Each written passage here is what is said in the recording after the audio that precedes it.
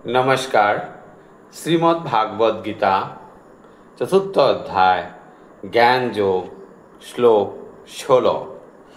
किं कर्मेति करयोः पात्र मोहिता तत्ते कर्म प्रवक्ष्यामि যজ্ঞাতা মোক্ষ সেহ শুভাৎ। অনুবাদ: কাকে কর্ম ও কাকে অকর্ম বলে তা স্থির করতে বিবেকী ব্যক্তিরাও বিমোহিত হন। এখন আমি সেই কর্ম সম্বন্ধে তোমাকে উপদেশ করব। সেই বিষয়ে অবগত হয়ে তুমি সমস্ত অশুভ অবস্থা থেকে মুক্ত হবে। তাৎপর্য: কৃষ্ণভক্ত মহাজনদের দৃষ্টান্ত অনুসরণ করে কৃষ্ণ ভাবনাময় কর্ম সম্পাদন করতে হয়। পঞ্চদশ শ্লোকে ভগবান সেই উপদেশ দিয়েছেন। পরবর্তী শ্লোকে তিনি তার ব্যাখ্যা করে বলেছেন কেন স্বতন্ত্রভাবে ভগবানের সেবা করা উচিত নয়।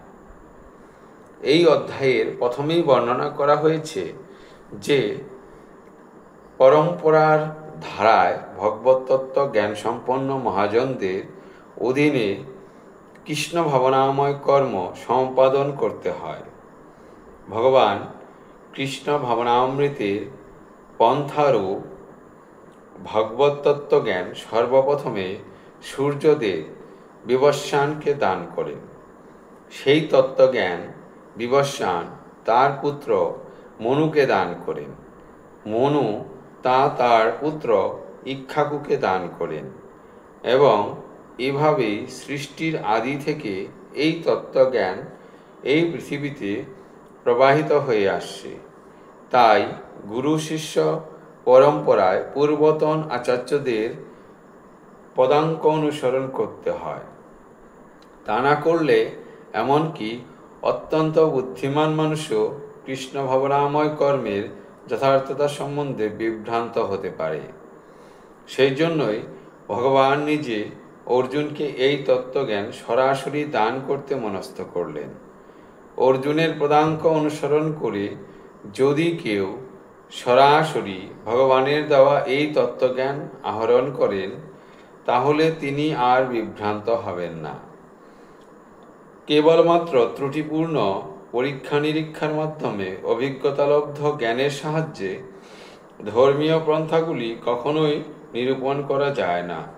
প্রকৃতপক্ষে একমাত্র ভগবানই পরম তত্ত্ব সমন্বিত ধর্মনীতি প্রণয়ন করতে পারেন। ধর্মং তু সাক্ষাৎ ভগবত প্রণীতম। ত্রুটিপূর্ণ জল্পনা কল্পনার মাধ্যমে ধর্মীয় রীতিনীতির উদ্ভাবন করা যায় না। ব্রহ্মা, শিব, নারদ, মনু, কুমার, কপিল, প্রহ্লাদ, ভীষ্ম, সুখদেব গোস্বামী, যমরাজ, জনক এবং বলি মহারাজ আদি মহাজনদের পদাঙ্ক অনুসরণ করতে হয়।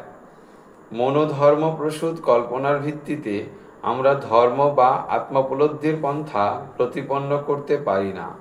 তাই ভগবান তার ভক্তদের প্রতি অহেতুক কৃপার বশবর্তী হয়ে সরাসরি অর্জুনকে কর্ম এবং অকর্ম কি সেই বিষয়ে বুঝিয়ে দিয়েছেন।